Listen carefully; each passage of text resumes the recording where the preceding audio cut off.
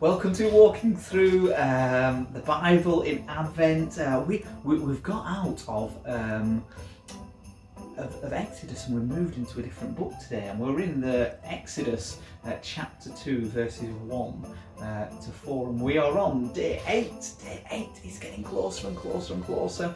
But what do we have today? Well, we have a picture of a fire, and if you know your story of Moses, eventually he has to flee because he tries to fix the situation with his people being under bondage himself, and he ends up killing an Egyptian, but he ends up going into the wilderness for 40 years and spending time with the Midianites as a shepherd. The shepherds play a large part in the Bible.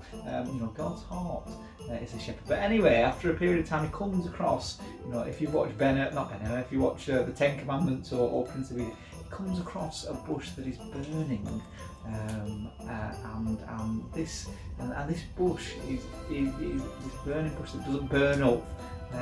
Is God, and God talks to Moses through this bush. There's so many interesting things about this story. You can read it in chapter 2, but one of the things that I think is most interesting is God is holy and God is fire, but He's a fire that doesn't consume. He's a fire that is a holy fire that Moses comes across. But He also tells Moses his name, and he said.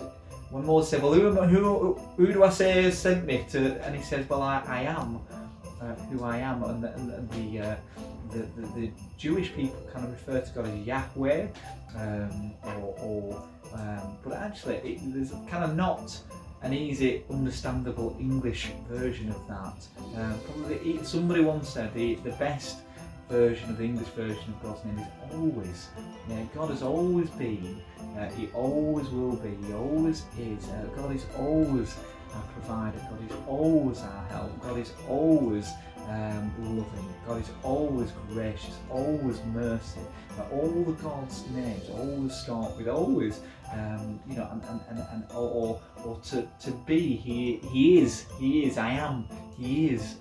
So we kind of learn more about this God through this burning bush, and obviously God gives Moses his mission to go free his people, and he's another picture of a Messiah, somebody who's going to come and free people of God from the bondage of slavery. And Jesus is going to come, or has come, and save his people from the bondage of sin and Satan, the prince of these worlds. It's an exciting story. Read it today if you get the chance. But God is always.